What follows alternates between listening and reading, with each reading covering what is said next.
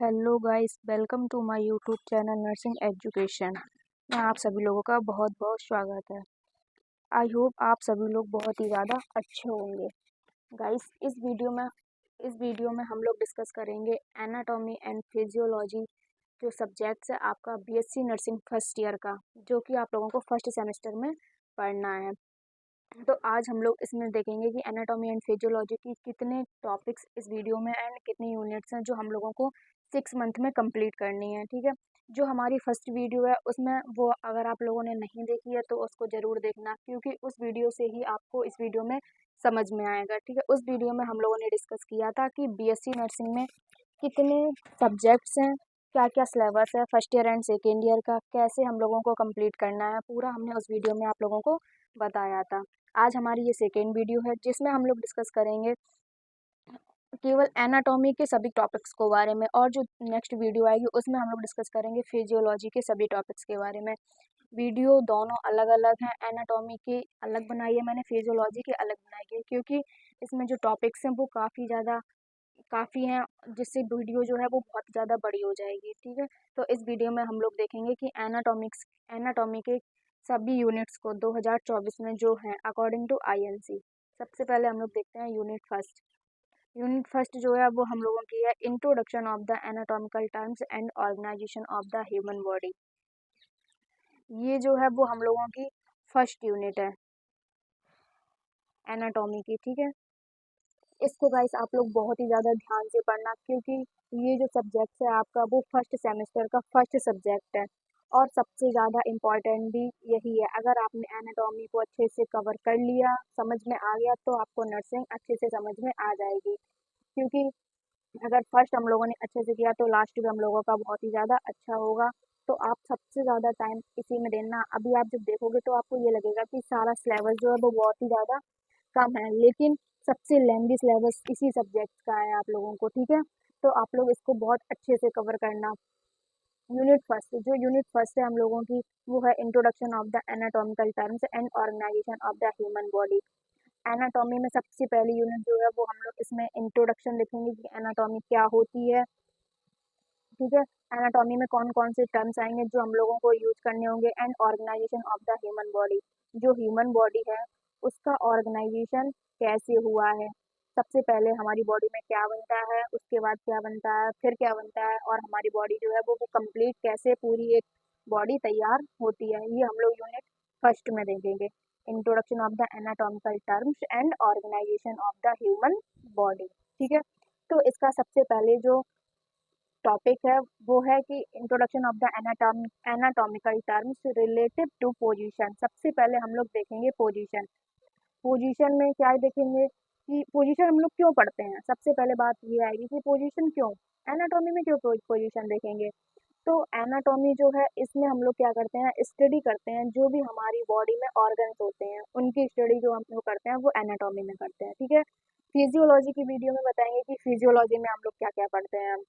तो एनाटॉमी में हम लोग पोजीशन को इसीलिए पढ़ते हैं कि अगर हमको पोजीशन पता होंगी तो हम पता कर पाएंगे कि हमारा ऑर्गन कहाँ पे है एंड वो किस पोजीशन में है। ठीक है, उसकी लोकेशन क्या है। तो इसीलिए हम लोगों को इसमें सबसे पहला टॉपिक जो दिया गया है वो पोजीशन के ही ऊपर दिया गया है, introduction of the anatomical terms related to position.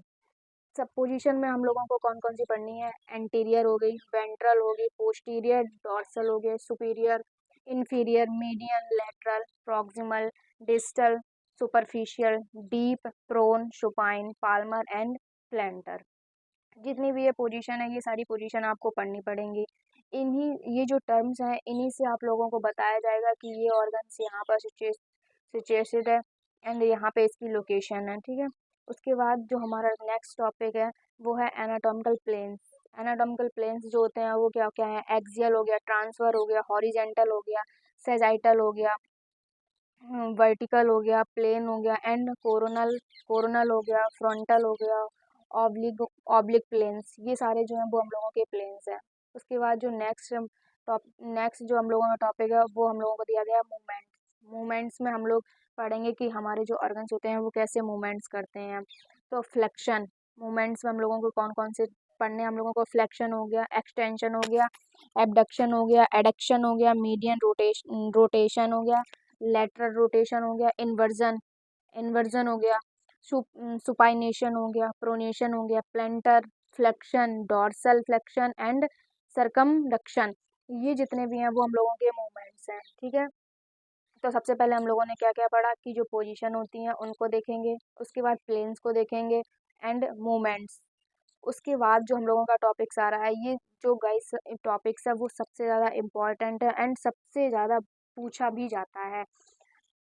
जो सबसे पहला टॉपिक्स भी है हम लोगों की एनाटॉमी का। अगर हम लोगों को इसके बारे में पता हुआ तो हम लोगों को पूरी एनाटॉमी क्लियर होगी। तो टॉपिक्स है हम लोगों का cell structure and cell division, क्योंकि स्टार्टिंग हम लोगों की सेल से ही हुई है ह्यूमन बॉडी की।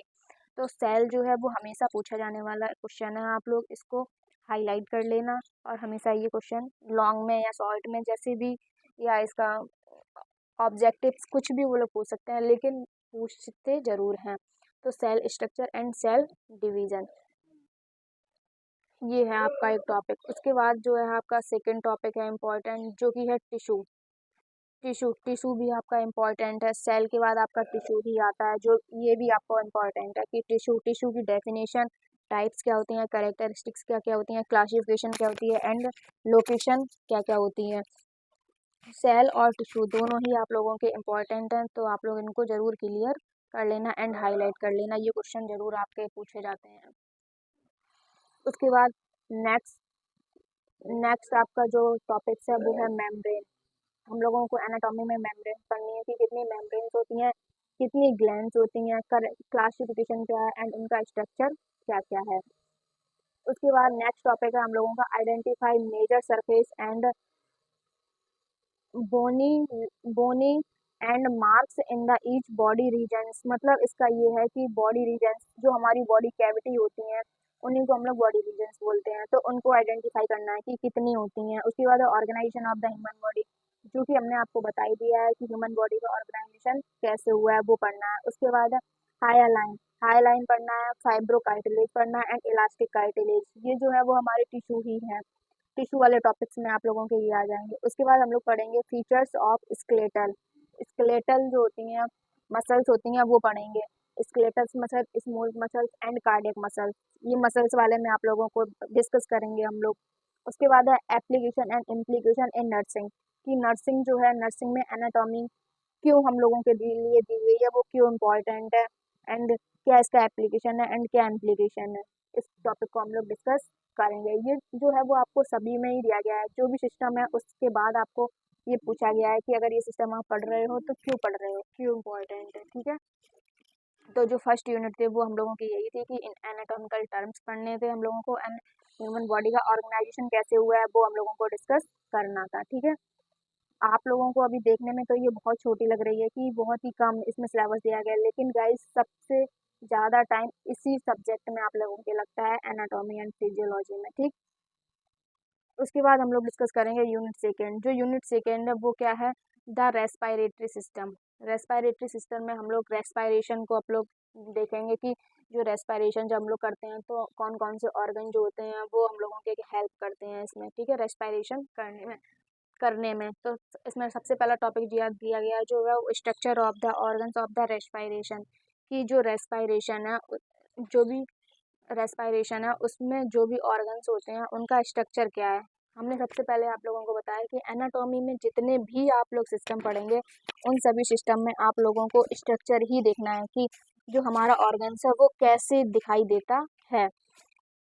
तो इसमें हम लोग डिस्कस करेंगे कि जो भी रेस्पायरेशन में ऑर्गन्स हम लोगों के हेल्प करेंगे उनका स्ट्रक्चर क्या है। उसके बाद जो सेकंड टॉपिक हम लोगों का पूछा गया वो है मसल्स ऑफ द रेस्पायरेशन, कि रेस्पायरेशन में कौन कौन सी मसल्स जो होती हैं वो हेल्प करती हैं। ये हम लोगों को पढ़ना है रेस्पायरेटरी सिस्टम में, जो कि इम्पॉर्टेंट है। सारे ही जो भी हम लोग यूनिट्स पढ़ेंगे, जितने भी सिस्टम अपनी बॉडी में जितने सिस्टम होते हैं वो सभी सिस्टम को इसमें पढ़ेंगे, और सारे ही इम्पॉर्टेंट हैं आप लोगों के लिए। ठीक है, क्योंकि अगर आपको कोई भी सिस्टम समझ में नहीं आता है तो आप लोग उसको आइडेंटिफाई नहीं कर पाओगे, समझ नहीं पाओगे। उसके बाद हम लोग यूनिट थर्ड पढ़ेंगे। यूनिट थर्ड में हम लोग पढ़ेंगे the digestive system. Digestive system भी हम लोगों का मोस्ट इम्पॉर्टेंट सिस्टम है एनाटॉमी का।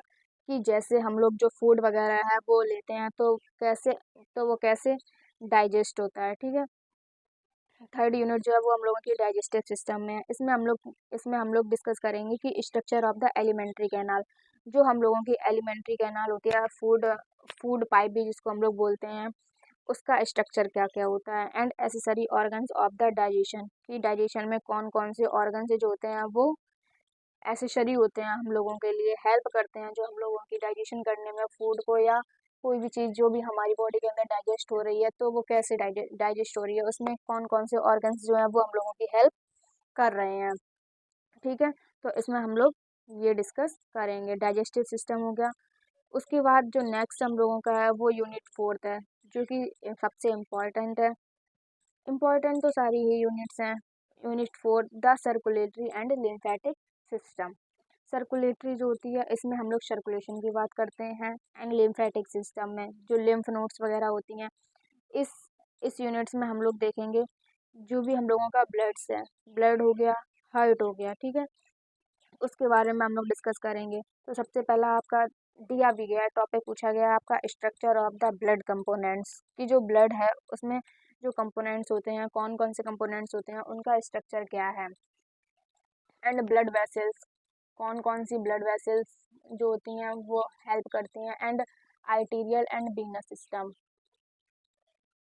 ये आपका फर्स्ट टॉपिक है। उसके बाद है position of the heart, heart की position related to associated structure, कि हार्ट जो है वो हार्ट की पोजीशन क्या है उसके स्ट्रक्चर के अकॉर्डिंग। उसके बाद हम लोगों का जो थर्ड टॉपिक है वो है chambers of the heart, heart में कितने चैम्बर्स होते हैं, कौन कौन से चैम्बर्स होते हैं। And layers of the heart, heart की कितनी लेयर्स होती हैं, ये हम लोग डिस्कस करेंगे। उसके बाद हम लोग पढ़ेंगे कि nerve and blood supply of the heart, जो हार्ट है उसमें हाँ, उसमें जो नर्व्स होती हैं वो कौन कौन सी होती हैं। एंड हार्ट जो ब्लड होता है वो सप्लाई कैसे करता है हार्ट को, क्योंकि जो हार्ट को सब ब्लड मिलता है वो कहाँ, ब्लड जो भी मिलता है हार्ट को वो सप्लाई कैसे होता है, इस टॉपिक में हम लोग ये डिस्कस करेंगे।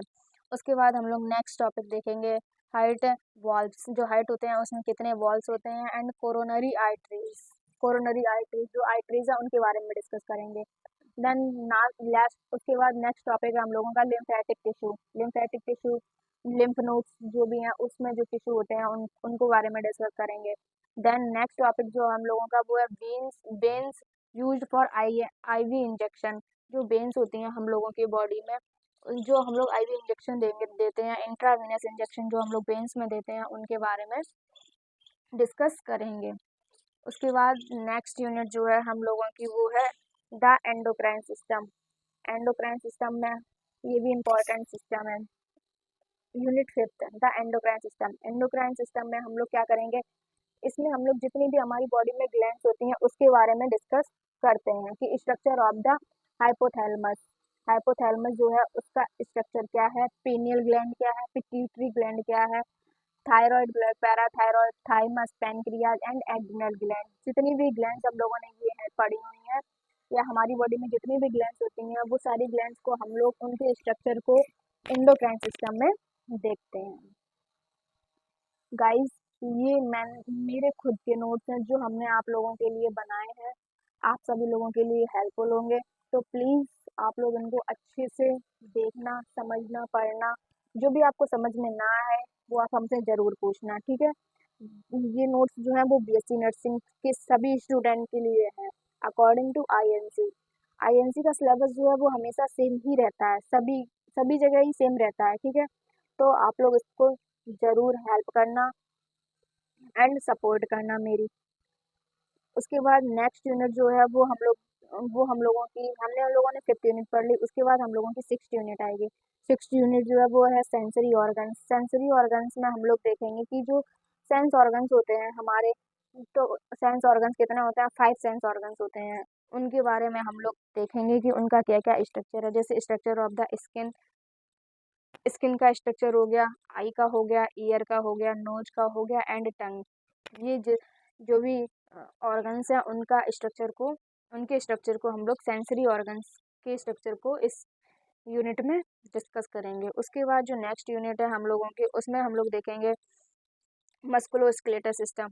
मस्कुलोस्केलेटल सिस्टम जो है उसमें हम लोगों के दो सिस्टम है। पहला सिस्टम जो है वो मसल्स के बारे में दिया गया है एंड जो नेक्स्ट सिस्टम है वो है स्केलेटन सिस्टम। स्केलेटन इसमें मस्कुलर सिस्टम में हम लोग मसल्स के बारे में पढ़ेंगे एंड स्केलेटल सिस्टम में हम लोग स्केलेटन जो हमारी बॉडी होती है उसका जो फ्रेमवर्क होता है, बोन्स वगैरह होती हैं, उनका उनका डिस्कस स्केलेटल सिस्टम में हम लोग करते हैं। तो सबसे पहले हम लोग पढ़ेंगे स्केलेटल सिस्टम। ये हम लोगों का स्केलेटल सिस्टम, ठीक है। स्केलेटल सिस्टम में हम लोग देखेंगे कि पहला है एनाटॉमिकल पोजीशन। एनाटॉमिकल पोजीशन में हम लोग जो भी आपने ऊपर पढ़ी थी वो डिस्कस करेंगे। उसके बाद है बोन्स। बोन्स क्या क्या होती हैं, बोन्स के टाइप क्या क्या होते हैं, स्ट्रक्चर, बोन्स का स्ट्रक्चर क्या है, ग्रोथ एंड ऑसिफिकेशन, जो बोन्स होती हैं वो कैसे ग्रोथ करती हैं, उनका क्या स्ट्रक्चर होता है एंड क्या उनका ऑसिफिकेशन होता है, वो हम लोग इसमें डिस्कस करेंगे। उसके बाद जो नेक्स्ट टॉपिक है वो है एक्सियल एंड अपेंडिकुलर सिस्टम। जो स्केलेटल सिस्टम होता है उस वो टू टाइप्स का होता है। पहला एक्सियल होता है एंड सेकेंड अपेंडिकुलर होता है। एक्सियल में हम लोगों की इसमें हम लोग डिस्कस करेंगे कि एक्सियल में कितनी बोन्स होती हैं एंड अपेंडिकुलर्स में जो एक्सियल होता है वो अपर होता है, अपेंडिकुलर जो होता है वो लोअर सिस्टम होता है, ठीक है। तो इसके बारे में भी हम लोग डिस्कस करेंगे। उसके बाद जो नेक्स्ट टॉपिक है वो है जॉइंट्स। हमारी बॉडी में जितने भी जॉइंट्स होते हैं उनका क्लासिफिकेशन क्या है, मेजर जॉइंट्स कौन कौन से हैं एंड उनके स्ट्रक्चर क्या क्या हैं, वो हम लोग इसमें डिस्कस करेंगे। देन जो नेक्स्ट है टॉपिक हम लोगों का दिया गया था मस्कुलर सिस्टम। मस्कुलर सिस्टम में हमने आप लोगों को बता ही दिया है कि इसमें हम लोग मसल्स के बारे में डिस्कस करेंगे। मस्कुलर सिस्टम में टॉपिक है हम लोगों का types and structure of the muscle, कि जो मसल्स होती हैं वो कितने टाइप्स की होती हैं एंड क्या क्या उनके स्ट्रक्चर होते हैं, उसको हम लोग डिस्कस करेंगे। उसके बाद हम लोग देखेंगे मसल्स ग्रुप। मसल्स ग्रुप में हम लोगों को पूछा गया है मसल्स ऑफ द हेड। जो मसल्स होती हैं हमारी बॉडी में हेड की, नेक की, थोरैक्स की, एब्डोमिनल की, pelvic floor muscles and gluteal muscles and vastus lateralis, ठीक है। इसमें हम लोग देखेंगे ये मसल्स ग्रुप हो गए। उसके बाद है मेजर मसल्स। कौन कौन सी मसल्स जो होती हैं वो मेजर होती हैं involve in nursing procedure. Nursing जब हम लोग कोई भी प्रोसीजर करते हैं नर्सिंग का, तो उसमें कौन कौन सी मसल्स जो होती हैं वो हम लोगों के लिए मेजर रोल प्ले करती हैं, ठीक है। तो उसको हम लोग इस टॉपिक में डिस्कस करेंगे। इसमें दो दो हम लोगों के सिस्टम थे, पहला स्केलेटल सिस्टम था एंड नेक्स्ट जो था वो मस्कुलर सिस्टम था। उसके बाद जो नेक्स्ट यूनिट है वो हम लोगों की 8 यूनिट है जिसमें हम लोग पढ़ेंगे renal system. Renal system is the most important system. Renal system जो है उसमें हम लोग किडनी के बारे में पढ़ते हैं, अपने पूरे रीनल के बारे में, ठीक है, क्योंकि किडनी का सेकेंड नेम रीनल ही है। Structure of the kidney, kidney का स्ट्रक्चर पढ़ेंगे, देन यूट्रस का, ब्लैडर का एंड यूरेथ्रा का। ये जो भी हैं वो हम लोगों के इम्पोर्टेंट है, इनकी हम लोग स्ट्रक्चर के बारे में डिस्कस करेंगे। उसके बाद जो है हम लोगों की वो 9th यूनिट है। 9 यूनिट में हम लोग पढ़ेंगे the reproductive system. Reproductive system is the most important system of the anatomy. Reproductive system में हम लोगों के लिए इम्पॉर्टेंट है क्योंकि इसमें हम लोग मेल और फीमेल दोनों के ही रिप्रोडक्शन के बारे में पढ़ते हैं। तो इसमें structure of the male reproductive system and structure of the female reproductive system, दोनों के ही सिस्टम को हम लोग डिस्कस करेंगे। देन जो नेक्स्ट टॉपिक हम लोगों का पूछा गया है वो है structure of the breast. Breast के बारे में भी हम लोग इस सिस्टम में डिस्कस करेंगे। उसके बाद जो नेक्स्ट यूनिट है वो हम लोगों की यूनिट 10th है। यूनिट 10th में हम लोग पढ़ेंगे द नर्वस सिस्टम। जो नर्वस सिस्टम है वो इसमें हम लोग न्यूरॉन्स के बारे में पढ़ते हैं, अपने जो भी ब्रेन्स है वो कैसे वर्क करता है, उसकी पूरी नर्व्स के बारे में, नर्व इम्पल्सेस के बारे में, जो मैसेज होता है वो हमारे ब्रेन तक कैसे पहुंचता है उसके बारे में हम लोग इस सिस्टम में पढ़ेंगे, द नर्वस सिस्टम। इसमें सबसे पहला टॉपिक पूछा गया है कि review structure of the neurons. Neurons का स्ट्रक्चर बताना है कि न्यूरॉन्स का स्ट्रक्चर कैसे होता है। उसके बाद है सीएनएस। सीएनएस क्या है, एएनएस क्या है एंड पीएनएस क्या है। Central nervous system, autonomic nervous system and peripheral nervous system, तीनों ही सिस्टम को हम लोग पढ़ेंगे। उसके बाद टॉपिक हम लोगों का पूछा गया कि स्ट्रक्चर ऑफ द ब्रेन। हमने आपको बताया कि नर्वस सिस्टम में हम लोग ब्रेन के बारे में पढ़ते हैं। तो स्ट्रक्चर ऑफ द ब्रेन, की ब्रेन का स्ट्रक्चर क्या होता है, स्पाइनल कॉर्ड, स्पाइनल कॉर्ड क्या होती है एंड क्रेनियल नर्व, जो नर्व्स होती हैं, cranial nerve, spinal nerve, peripheral nerves, functional area of the cerebral cortex, ठीक है। ये हम लोग सारे ही डिस्कस करेंगे, एक एक टॉपिक करके आप लोगों को वीडियो में अच्छे से समझाया जाएगा। जो आप लोगों को समझ में नहीं आया वो आप लोग हमें कमेंट करके ज़रूर बताना, जिससे हम लोगों को भी पता चले कि आपको क्या समझ में आ रहा है एंड क्या समझ में नहीं आ रहा है। उसके बाद है हम लोगों का वेंट्रिकुलर सिस्टम। वेंट्रिकुलर सिस्टम में हम लोग पढ़ेंगे formation and circulation of the drainage, ठीक है। ये हम लोगों का लास्ट टॉपिक था। तो सबसे पहले इसमें जो टोटल यूनिट्स है वो 10 यूनिट्स हैं। फर्स्ट यूनिट में हम लोगों ने इंट्रोडक्शन देखा था कि एनाटॉमी का इंट्रोडक्शन क्या है, जिसमें हम लोगों ने पोजीशन को देखा था, प्लेन्स को देखा था, मूवमेंट्स को देखा था एंड सेल का स्ट्रक्चर क्या होता है, डिवीजन क्या होता है, टिश्यू को देखा था, मेम्ब्रेन को, ग्लैंड्स को एंड मसल्स को, ठीक है। ये हम लोगों का फर्स्ट यूनिट था। सेकेंड यूनिट में हम लोग रेस्पिरेटरी सिस्टम, जिसमें हम लोग रेस्पिरेशन को डिस्कस करेंगे। डाइजेस्टिव सिस्टम थर्ड यूनिट है, जिसमें हम लोग डाइजेशन के बारे में पढ़ेंगे अपने बॉडी की।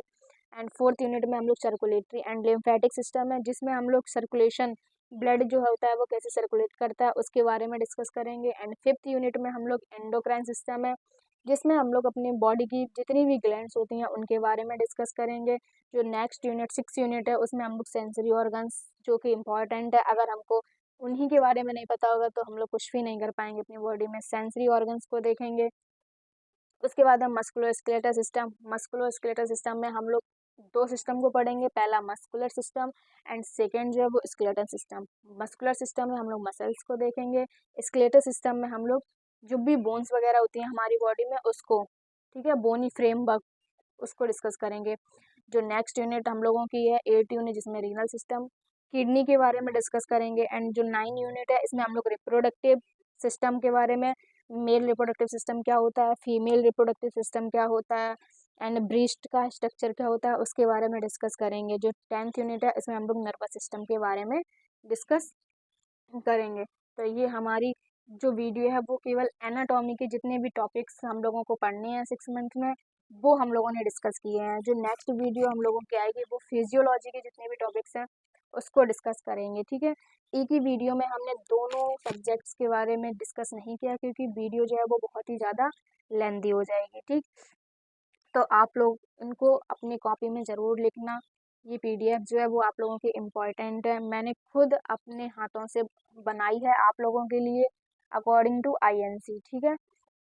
अगर आपको अच्छी लगे तो आप लोग इसको लाइक ज़रूर करना, शेयर करना, सब्सक्राइब करना, ठीक है। और अगर आप लोगों के लिए हेल्पफुल है तो आप लोग हमें कमेंट सेक्शन में कमेंट करके ज़रूर बताना। जो भी आप लोगों के डाउट्स हैं वो आप लोग हमसे ज़रूर पूछना, ठीक। Thank you for watching my video.